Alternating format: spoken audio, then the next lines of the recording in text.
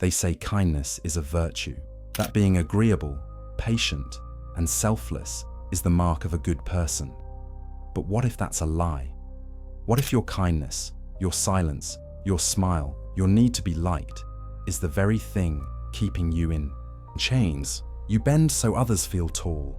You agree so conflict won't rise. You give so you won't be left behind. And they call it goodness. But Arthur Schopenhauer, the great pessimist of philosophy, saw it differently. To him, kindness without power isn't noble. It's submission. It's self-betrayal dressed as virtue. Because when you cannot say no, your yes is meaningless. So here's the brutal truth. If your kindness comes from fear, not from strength, it isn't kindness. It's slavery. And until you stop pleasing, until you choose self-respect over applause, you will never be free. And you will never be happy. You don't notice it at first. The pleasing begins as survival. A nod here, a smile there. Tiny sacrifices in exchange for belonging. Approval is addictive, especially when you grow up believing love must be earned. So you learn to read a room before you read yourself. You soften your edges, you lower your voice, you become who they want. Because that's what good people do, isn't it? But over time, the cost creeps in. You start losing track of what you actually think. Your preferences become blurry. Your boundaries dissolve. You agree to things you hate. You laugh when nothing's funny. You apologize just to avoid tension, not because you're wrong. And no one notices. Why would they? You made it easy for them. People rarely question the mask you wear if it serves their comfort. But inside, something is dying. A quiet bitterness begins to grow. You smile, but you resent them. You say yes, but deep down, you're screaming. You try to be everything for everyone, and yet you feel invisible, unseen, misunderstood, exhausted. You wonder why you're never enough, why relationships drain you, why your voice catches in your throat when you want to speak. And the worst part? You start to hate yourself for it. Not for being too much, but for never being enough to simply be you. This isn't just emotional fatigue. It's spiritual erosion. People-pleasing is a form of self-abandonment that disguises itself as love. And the longer you do it, the more convincing the disguise becomes. You start calling it kindness. You say, "I just want peace." You claim you're easygoing, flexible, emotionally mature. But deep down, you know the truth. You're terrified of being disliked. You fear rejection more than you fear invisibility. So you shrink. You serve. You become smaller than you are, not because you are kind, but because you are afraid. This is where happiness dies, in the silence between who you are and who you pretend to be. And yet, no one warns you about this. Society rewards the agreeable. It praises the helper, the peacekeeper, the one who never causes trouble. But Schopenhauer, who saw through the illusions of comfort and control, would call it what it is: a trap. A life spent pleasing others isn't noble, it's wasted, because to please everyone is to betray yourself endlessly. And what's left after that? A hollow shell of a self, smiling on the outside, grieving on the inside. Arthur Schopenhauer wasn't interested in comforting lies. He didn't believe the world was designed to make us happy. In fact, he believed quite the opposite, that life, by its very nature, was built on suffering. To Schopenhauer, the core of human existence was not joy or reason or morality, it was will. Not in the motivational sense, but in a deeper, darker way. An unconscious, irrational drive that compels every living being to survive, to reproduce, to assert, to want. And because this will is endless, because it's never satisfied, it produces a life of constant striving, frustration, and illusion. In his words, all striving springs from want or deficiency, from dissatisfaction with one's condition, and is therefore suffering so long as it is not satisfied. This is the trap. We suffer when we don't get what we want, but even when we do, satisfaction is fleeting. The moment you get approval, you want more. The moment you're accepted, you fear being rejected. There's no peace, just a shifting, anxious hunger. So what does this have to do with people-pleasing? Everything. Pleasing is just another form of striving. It's the will, wearing a smiling mask. You think you're acting out of love or generosity, but in reality, you're chasing approval because you believe it will finally give you peace. You think if enough people like you, you'll stop feeling empty. You think if you can just avoid conflict long enough, you'll finally feel safe. But Schopenhauer would call this a delusion. He believed that most human behaviors, even the ones that look noble, are just disguises for the will's relentless demands. Generosity, romance, ambition, even morality itself. All of it can be corrupted by the will to be liked, to be admired, to avoid pain. And when you please others to secure your place in the world, you aren't acting freely. You're obeying the will. You're not being kind. You're being controlled. That's the paradox Schopenhauer unveils. What looks like goodness may be nothing more than fear in disguise. He had little patience for self-deception. In fact, he believed that happiness was largely a myth, a trick of the will to keep us running. He wrote, "We forfeit 3/4 of ourselves in order to be like other people." That's what people-pleasing is, a slow forfeiture of the self, not in one grand gesture, but in thousands of tiny moments. When you say yes to avoid discomfort, when you silence your opinion to keep the peace, when you smile while feeling hollow. To Schopenhauer, the only path to freedom wasn't through pleasure, but through detachment. Not coldness, but clarity. Not cruelty, but the courage to stop pretending. He admired those who rejected the illusions, the artist who creates for no one's applause, the ascetic who renounces worldly approval, the philosopher who speaks truth even when it isolates him. Because these were the people who stopped chasing the will, who dared to displease, who chose truth over comfort. And that's where his brutal honesty becomes powerful. If you want to live with dignity, you must be willing to displease. If you want to reclaim your self-respect, you must stop trading it for validation. Because until you do, you're not living, you're just performing. And no performance, no matter how well rehearsed, can bring you peace. Long before you ever said your first polite yes, the script was already being written. People-pleasing isn't just a habit, it's often a survival response. Psychology calls it fawning, a trauma response where the nervous system, sensing danger or disapproval, chooses submission over confrontation. It's not kindness, it's self-protection, and for many it starts in childhood. Maybe you had a parent whose love was conditional. Maybe you were punished for expressing anger. Maybe peace in the household meant silence, obedience, playing the role. So you adapted. You became agreeable, careful, hyper-aware. You learned to scan every face, monitor every tone, anticipate every mood, all in the name of safety. This is what makes people-pleasing so deeply embedded. It isn't just a bad habit to unlearn. It's a wound, one that taught you love must be earned and conflict must be avoided at all costs. And so, you grew into an adult who can't say no without guilt. You apologize when you're not at fault.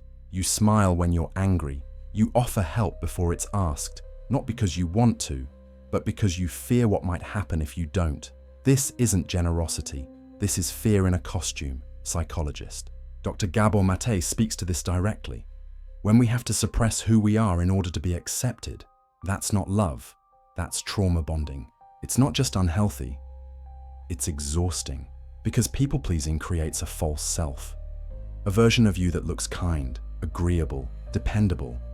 But underneath, there's resentment, fatigue, and a quiet scream. What about me? The longer you wear the mask, the more detached you become from your real self. You lose touch with your desires, your instincts, your voice. You stop trusting your own anger. You doubt your own boundaries, and slowly, your inner world begins to rot beneath the surface of your performance. Modern neuroscience shows us that chronic fawning rewires the brain for hypervigilance. You're not relaxed, you're constantly anticipating rejection, constantly scanning for approval. You don't feel safe being disliked. But the tragedy is this: by avoiding rejection, you reject yourself first. This is why you're not happy. Because happiness requires authenticity, and people-pleasing is the opposite of that. It's emotional shape-shifting. It's sacrificing your truth for temporary comfort. But here's where it gets worse. The world rewards it. You get praised for being easygoing. You get liked for being accommodating. You get promoted for being the one who never says no. And with every reward, the mask gets tighter, until one day you realize they love the version of you that doesn't really exist. That's the psychological trap. Schopenhauer saw human beings as prisoners of will, always chasing, always adapting, always seeking to escape suffering. But modern psychology shows us that many of our so-called moral behaviors are actually just fear responses, dressed as virtue. You're not nice because you're enlightened. You're nice because you're scared, because saying what you actually think might risk connection, because setting boundaries might create conflict, because being disliked feels like death when your nervous system equates rejection with abandonment. But here's the truth. Not everyone's love is worth earning. Not every relationship is worth preserving. Not every silence is noble. Some silences are betrayals, and healing begins the moment you stop chasing peace at the cost of your own soul. You are not here to be convenient. You are not here to be liked by everyone. You are not a mirror for their comfort. You are a voice, and it's time you start using it. Every time you betray yourself to please someone else, a part of you disappears. Quietly, without protest. You don't even notice it at first. One small compromise, one ignored instinct, one fake smile, but it adds up. Over time, you start to feel it. A strange hollowness, like you're standing in a life that looks familiar but doesn't feel like yours. This is the hidden cost of people-pleasing. Not just exhaustion, not just resentment, but erasure. You become a stranger to yourself. You wake up wondering why you feel so tired all the time, even though nothing dramatic has happened. You keep performing, adjusting, giving, and yet you feel more unseen, more unheard, more disconnected than ever before, because you've trained the world to love your absence, not your presence. They like you because you don't take up space, because you don't challenge them, because you always say yes. But deep down, you know it. They don't actually know you. They love your compliance, not your character, your softness, not your strength. And the truth is, you let them. You handed over your edges just to be held. You gave away your fire so they'd call you warm. But fire isn't meant to be safe. It's meant to burn. And the longer you suppress it, the more it consumes you from the inside out. That's where the resentment comes in. Not loud, not dramatic, but persistent. It leaks into your tone, into your relationships, into your body. You begin to feel physically sick around certain people. You dread their texts. You flinch at the idea of disappointing them, not because they're toxic, but because you never felt allowed to be real with them. This isn't kindness. It's self-abandonment. And it doesn't make you a better person. It makes you a hidden one. Over time, people pleasers often experience symptoms that look like depression, numbness, disconnection, hopelessness. But it's not always clinical. Sometimes it's existential. You're not depressed. You're depleted. You've been leaking your energy into everyone else's comfort zones, and now you have nothing left for yourself. This is how you lose your voice. Not in one catastrophic moment, but in the slow decay of never being honest. You stop speaking up. You stop trusting your gut. You second-guess every decision, not because you're unsure, but because you've forgotten how to listen to yourself. You've spent so long being agreeable that you've become invisible, even to you. And here's the hardest part. No one will rescue you from this. In fact, they'll beg you to stay the same, because your compliance serves them. Your silence keeps things easy. Your over-functioning allows them to under-function. So when you finally stop, when you speak, say no, reclaim space, it will feel like betrayal to them. But it's not betrayal. It's return, not revenge, just recovery. The cost of pleasing everyone is that you disappear. The reward of choosing yourself is that you finally come home. There's a kind of kindness that isn't pure. It doesn't rise from strength, clarity, or conviction. It rises from fear. It looks gentle, but it's anxious. It looks generous, but it's calculating. It looks selfless, but it's hollow. This is the kindness born from powerlessness, and it's more dangerous than cruelty because it masquerades as virtue. Schopenhauer saw this long before psychology had the language for it. He believed most of what we call morality is actually a kind of self-deception. We call ourselves good because we're afraid to be bad. We call ourselves kind because we're afraid to confront. But if your kindness is rooted in fear, if it exists only because you're terrified of being disliked, then it's not real virtue. It's self-preservation. This is where the phrase hits. Kindness without power is slavery. Because when you are kind only to be safe, liked, accepted, you are not choosing kindness. You are trapped in it. And any virtue you don't choose freely is not a virtue at all. It's a performance. People who lack power often overcompensate with agreeableness. It's strategic. If you can't assert yourself, you try to charm your way into safety. If you fear rejection, you offer yourself as useful. If you can't be respected, you aim to be liked. And so you become kind, not because it's who you are, but because it's your last form of control. But this kindness comes at a cost. It distorts your relationships. It creates emotional debt, where you constantly give but silently expect something back. Appreciation, attention, love. And when that doesn't come, you become bitter. You blame others for taking advantage of you. But in truth, you offered yourself for use. You didn't speak. You didn't say no. You called it peace, but it was submission. True kindness requires power. The power to walk away, the power to say no, the power to disappoint. Otherwise, it's not kindness, it's compliance. It's a way of surviving, not a way of living.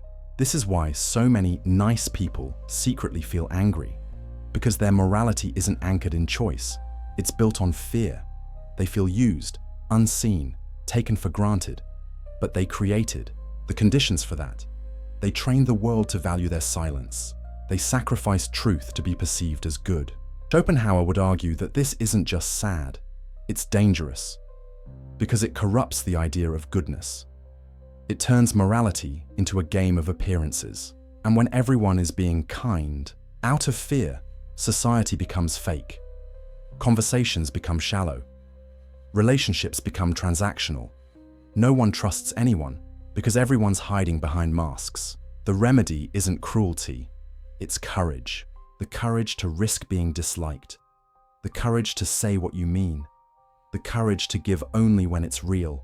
Because only when kindness is optional does it become meaningful. Only when you could walk away does your compassion hold weight. Only when you have power does your love become a gift, not a plea. You were not born to be agreeable. You were born to be real. And real kindness begins where fear ends. There comes a point when something breaks, not in a violent outburst, but in quiet refusal. The smile fades, the nod stops. The need to be liked drains out of you like poison. And for the first time, you're not interested in being understood. You're interested in being free. That's the turning point. When you stop seeking peace at your own expense. When you stop offering your softness to people who've never earned it. When you stop asking the world for permission to exist. You don't shout. You don't beg. You just stop performing. Schopenhauer believed that most human suffering came from chasing illusions. Pleasure, approval, control. He saw freedom not as something external, but internal, the quiet mastery of your own mind. And that mastery begins the moment you choose integrity over image, the moment you stop editing yourself to fit into places that don't deserve you. Becoming sovereign doesn't mean you become cold. It means you become clear. You don't speak to be accepted. You speak because it's true. You don't give to be praised. You give because you want to. You don't stay silent to keep the peace. You speak when silence becomes betrayal. This shift isn't dramatic. It's subtle. You start by noticing when your body tightens around people who expect too much. You feel the tension when someone's approval becomes a leash. And instead of trying harder, you pause. You breathe. You ask, what do I want? Not what do they need from me? At first, this feels unnatural. You've been trained to serve, to soothe, to sacrifice. You worry that boundaries will make you selfish, that saying no will make you cruel, that walking away will make you cold. But these are the lies that kept you pleasing, and the truth is simpler, sharper, more sacred. You cannot be kind from a place of fear. You cannot give from a place of emptiness. You cannot love from a place of performance. And when you do, it doesn't heal, it harms. To become sovereign is not to become ruthless. It is to reclaim your inner authority, the power to act from truth, not trauma. It means you stop explaining your boundaries. You stop defending your needs. You stop begging to be chosen. You become your own source of approval. This doesn't mean you isolate. It means you connect differently. You begin to attract people who respect your no as much as your yes, who see your honesty as strength, not hostility, who don't just want your kindness, they want your truth. You will lose people, the ones who preferred your silence, the ones who benefited from your self-abandonment, the ones who called you kind because you never said no. Let them go. Their love was never love. It was dependency, because the more you reclaim yourself, the more you will see how little you ever needed their approval. The power was never in being liked. It was in being real. And realness requires risk. The risk of rejection, the risk of misunderstanding, the risk of walking alone. But you were built for that, not for obedience, not for applause, for sovereignty. You don't need to become louder. You need to become truer. And from that truth, you will act.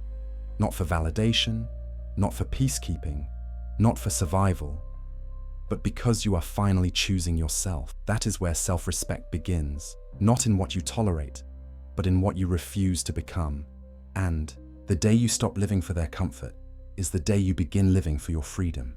You've been taught to fear rejection, to see it as proof that something's wrong with you, that you weren't good enough, smart enough, gentle enough. But that fear is a trap, because the truth is, rejection isn't proof of failure. It's often proof of honesty. Every time you speak your truth and someone walks away, you're being shown who only loved your silence. This is what they don't tell you. Rejection is a filter. It removes the ones who only valued your compliance. It strips away the people who needed you to be small so they could feel secure. It exposes the relationships that couldn't survive your truth. And in that loss, you gain something much greater: clarity. Because you will never be free if you're always negotiating your worth. If you keep bending to stay loved, then the love you're receiving isn't real. It's conditional. It's approval, not connection. And you weren't born to be someone's performance. When you stop chasing acceptance, a strange thing happens. The anxiety begins to fade. You stop rehearsing conversations in your head. You stop shrinking before you speak. You stop walking on eggshells in your own life. You realize that the peace you thought came from being agreeable was never peace. It was avoidance. And avoidance has a price: your authenticity. But rejection, real rejection, burns clean. It hurts, yes, but it also clears the air. It makes space. It teaches you that you can survive not being chosen and still choose yourself. It teaches you that solitude isn't punishment, it's power. Because in that space, you remember who you are without all the masks. You reconnect with the self you abandoned to belong. You feel your voice rising again, not to please, but to express. Not to impress, but to exist. This is the paradox of freedom. You gain it by losing what was never real. You become untouchable, not by being invincible, but by being unwilling to betray yourself anymore. And when you're no longer afraid of rejection, everything changes. You don't need to over-explain. You don't need to be understood. You don't need to be liked. You only need to be true. Rejection is not the end. It's the doorway. And once you walk through it, you'll never go back. You weren't meant to be understood by everyone. You weren't built to fit inside the mold they handed you. You were meant to outgrow it, to break it, burn it, leave it behind. That's not arrogance. That's evolution. Becoming untouchable doesn't mean you stop feeling. It means you stop performing. It means you stop bleeding for people who wouldn't even hand you a bandage. It means you build a life so rooted in truth, no one else's fiction can shake it. And yes, that kind of life will be quieter, smaller, sharper, but it will be yours. The world will still try to pull you back. With flattery, with guilt, with fear. That's how it always works. It offers you comfort in exchange for your power. But once you've tasted what it feels like to not need them, to not explain, to not bend, you won't go back. So stop chasing applause. Stop performing peace. Start building the kind of presence they can't ignore, even in silence. Because once you rise on your own terms, once you reclaim every part of yourself they tried to train out of you, you'll look back at this moment and see it clearly. This was the death of the pleaser and the birth of someone sovereign.